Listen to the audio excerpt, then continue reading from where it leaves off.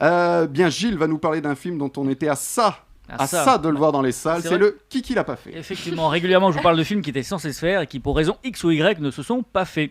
Et aujourd'hui je vais vous parler de Mamie Loto. C'était un projet de film censé être réalisé par Patrice Lecomte et interprété notamment par Josiane Balasco. Alors que s'est-il passé?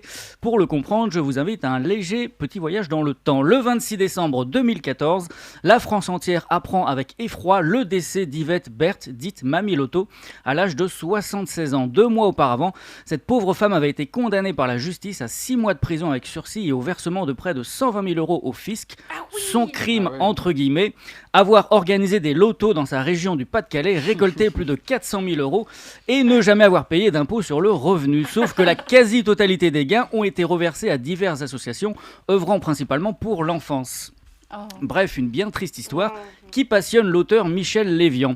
Après avoir rencontré les proches d'Yvette Berthe, il en tire un scénario, il confie à ce sujet: « J'aurais tant aimé écrire avec elle, je n'ai pas pu lui parler, procès oblige, mais je m'étais entretenu avec son avocate alors qui avait évoqué à sa cliente ce projet de film. Et elle lui avait répondu: ce serait bien que ce soit Balasco qui joue mon personnage, comme ça les gens pourront entendre mon franc-parler. » Et l'appel a été entendu, Josiane Balasco accepte d'interpréter Yvette à l'écran et Patrice Lecomte d'en signer la mise en scène. Dès lors, le long métrage s'annonce formidable et devrait sans nul doute plaire au plus grand nombre. Exception faite malheureusement et comme souvent des financiers.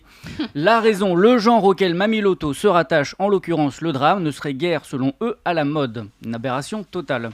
Au micro d'une émission sur RTL, Balasco explique: les distributeurs veulent de la comédie, ce n'est pas franchement une comédie, ce sont des raisons purement marketing alors que ce n'était pas un film extrêmement cher, c'est un beau sujet, pas misérabiliste, avec de beaux personnages et un metteur en scène de talent. Je trouve ça regrettable.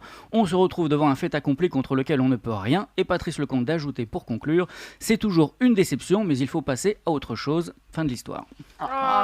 Mais elle est triste ton histoire. Elle est triste, oui. En plus, là, pour le coup, il y a une personne qui est morte.